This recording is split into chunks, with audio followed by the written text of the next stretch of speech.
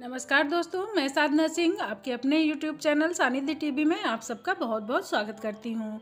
दोस्तों, आज हम बात करेंगे कि किसी व्रत में या किसी भी धार्मिक कार्य में लहसुन प्याज वर्जित क्यों माना जाता है, इसका भोग भगवान को क्यों नहीं लगाया जाता है, इसके पीछे कारण क्या है। तो चलिए आज बात करते हैं इसी विषय पर। दोस्तों, प्राचीन काल से ही हमारे जीवन में कुछ चीज़ों के सेवन पर रोक लगी हुई है। वहीं धर्म और जाति के आधार पर ये नियम अलग अलग होते हैं। अगर हम सनातन धर्म की बात करें तो इसमें ब्राह्मणों को लहसुन और प्याज खाना मना होता है।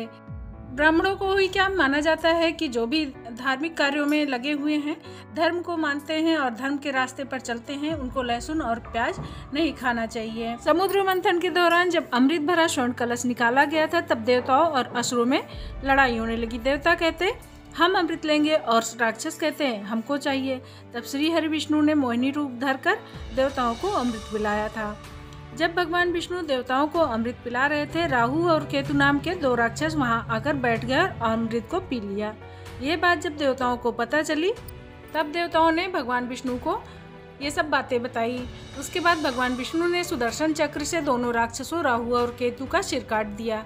लेकिन जब तक ऐसा हुआ, तब तक अमृत की कुछ बूंदें उनके मुंह में चली गई थी।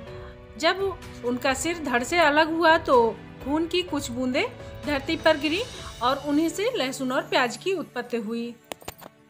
चूँकि लहसुन और प्याज की उत्पत्ति राक्षसों के खून से हुई है, इसलिए इसे खाने पर मुंह से गंध आती है। लेकिन इसकी उत्पत्ति अमृत से हुई है, इसलिए जीवनदायिनी भी मानी जाती है। लेकिन राक्षसी रक्त का मिश्रण होने के चलते इसमें राक्षसी गुणों का समावेश हो गया। ये उत्तेजना, क्रोध, हिंसा, अशांति और पाप में वृद्धि कराते हैं। इसलिए ना तो इसे ब्राह्मण खाते हैं, ना ये ईश्वर के भोग में डाला जाता है और ना ही व्रत में खाया जाता है। इसे राक्षसी भोजन माना गया है। इसके साथ ही ये पाप को बढ़ाता है, को जन्म देता है। इसलिए प्याज और लहसुन को अपवित्र मानकर इसका धार्मिक कार्यों में प्रयोग वर्जित है। हालांकि आयुर्वेद में भोजन को 3 श्रेणियों में बांटा गया है: सात्विक, राजसिक और तामसिक। लहसुन और प्याज को राजसिक और तामसिक भोजन में वर्गीकृत किया गया है। इसके पीछे कुछ वैज्ञानिक कारण है, जिसे कि इसे जीवनदायिनी माना गया है, जिसका मतलब है तामसिक खाना जुनून और अज्ञानता में वृद्धि करता है और मनुष्य की बुद्धि को भी भ्रष्ट करता है। यह मनुष्य के शरीर में रासायनिक सूत्रीकरण को बढ़ावा देते हैं, जिसके चलते उनकी उत्तेजना बढ़ती है। हार्मोन्स का शरीर में ज़्यादा प्रभाव होता है, जिसके चलते अध्यात्म के मार्ग में समस्या उत्पन्न होती है तथा एकाग्रता भी बाधित होती है। संयम क्षमता का नाश होने लगता है। दोस्तों, इसलिए सनातन धर्म में प्याज और लहसुन जैसे तामसिक चीज़ों के सेवन पर मनाही है। बता दें, लहसुन और प्याज जैसी सब्जियां प्रकृति पद्धति भावनाओं में सबसे निचले दर्जे की भावनाओं जैसे जुनून, उत्तेजना, गुस्सा को बढ़ावा देती हैं, जिसके कारण व्यक्ति की चेतना प्रभावित होती है।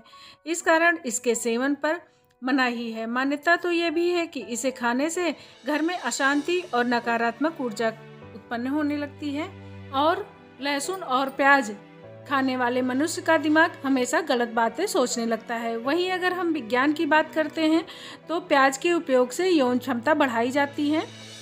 प्याज के उपयोग से हार्मोन का लेवल बेहतर होता है। वहीं लहसुन हमारे शरीर से विषाक्त तत्व बाहर निकाल देता है। इसलिए रात को सोने से पहले और सुबह खाली पेट लहसुन खाना चाहिए। ऐसा करने से यूरिन के माध्यम से विषाक्त तत्व बाहर निकल जाते हैं। कच्चा लहसुन खाने से रक्त ग्लूकोज लेवल बैलेंस करने में भी मदद मिलती है। इससे आपका शुगर लेवल भी नियंत्रित रहता है और ऐसा माना जाता है कि कच्चे लहसुन के साथ पानी पीने से टीबी जैसे भयानक रोग भी ठीक करने में मदद मिलती है। दोस्तों, आपको मेरे द्वारा दी गई जानकारी कैसी लगी, कमेंट बॉक्स में ज़रूर लिखिए। और अगर अभी तक आपने मेरे चैनल को सब्सक्राइब नहीं किया है तो प्लीज़ सब्सक्राइब कर लीजिए और बेल आइकन ज़रूर दबा दीजिए, ताकि आने वाले वीडियो की नोटिफिकेशन आप सबको सबसे पहले मिले। धन्यवाद।